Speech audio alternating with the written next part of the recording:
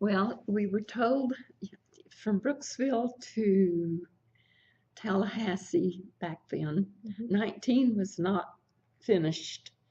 You had to go to Dunellen on 41 and cross over to 19 at Otter Creek. Okay. Wow. So it took a little while to get there. Yeah, I can imagine.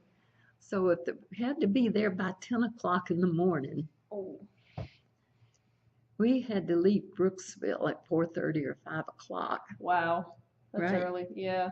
Yeah. So we took 2 buses because, we had to have room for all the instruments and everything.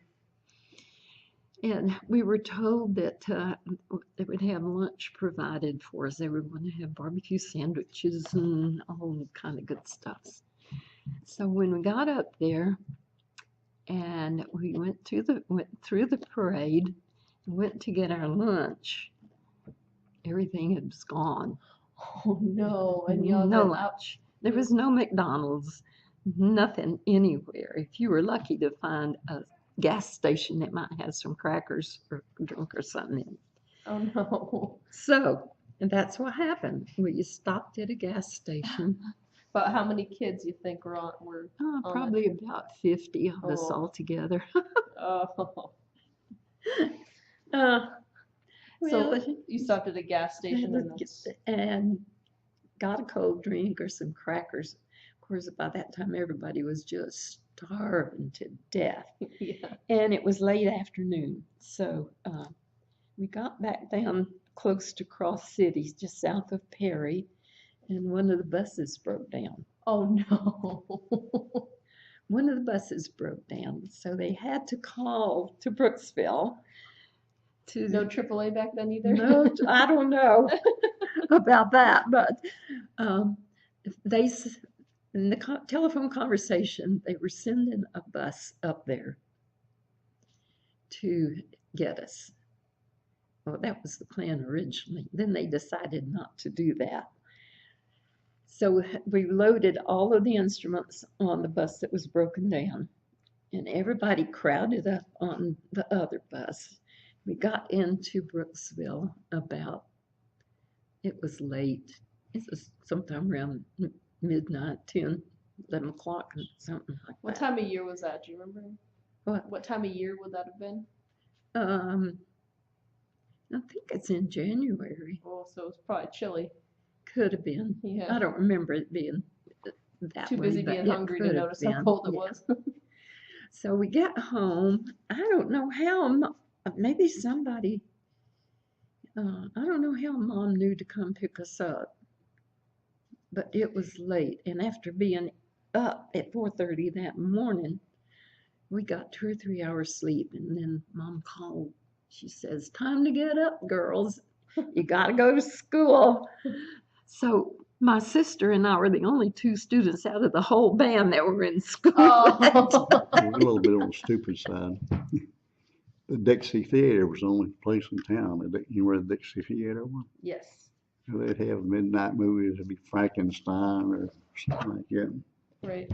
And all the Brooksville mail came from Trilby on the train. Okay. And Atticus Ramsey, he lived down here on Lemon Street. His job to go to Trilby twice a day and get the mail off the train and bring to Brooksville. Well, at midnight, he went to Trilby. Then he went at noon noon and midnight. Wow. Driving to Trilby? Yeah. And he would tell us boys out at Spring Lake, he said, if you all be out in front of the theater at midnight, I'll give you a ride to Spring Lake. Nice. Well, we were so stupid, the movie wouldn't quite be over. We'd sit there 10 or 15 minutes after midnight, come out, and he'd already gone by. Oh. So you had to walk to Spring Lake. Oh, no. And believe it or not, you could walk all the way to Spring Lake and not see one car. And had open cattle range back then. All the cows would sleep on the road because it was warm. Really? So Yeah. they would just... You'd be walking along and all of a sudden here's a bunch of cows. You stumble across the cows run.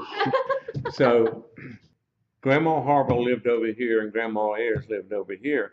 And Grandma Ayers had a tangerine tree that the kids would went out over the right of way, over the road right of way. And the kids would go over there and get tangerines, okay?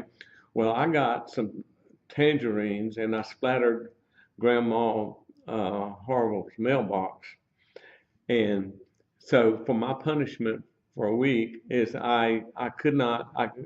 we had recess where we'd just go out and it was free play, okay? Well, I had to stand in the corner during recess for a week. Plus, that Friday night, we were going to have a square dance, and I was not allowed to be in the square dance.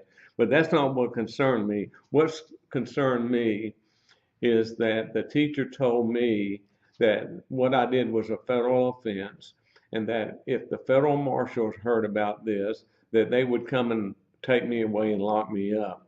Well, I'm just a little kid, 6, 7, 8 years old, and the only thing, we didn't have a TV until I was 69, but when I lived in town, we'd go to the matinees to the old theater. And so to me, the marshal was some mysterious guy that came and got the bad guys, you know. So for about a year, I was terrified that the marshal was going to come and pick me up and haul me away, you know. Are you still afraid to check your mail? My son Tim and Jerome Brown, that was from our hometown here, became good friends. And Jerome was killed in a car wreck when he was 27 years old. It's a shame. He died way too young.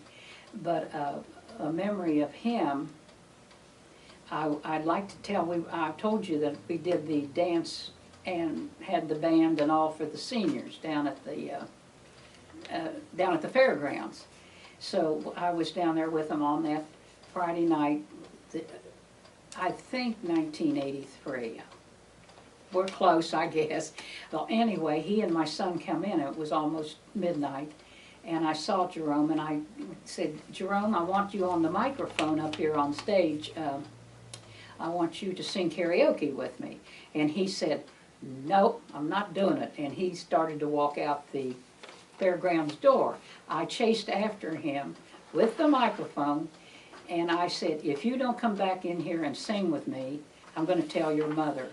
And do you know that big talking guy turned right around and come back up that stage, and he sang not one song with me, he sang 3.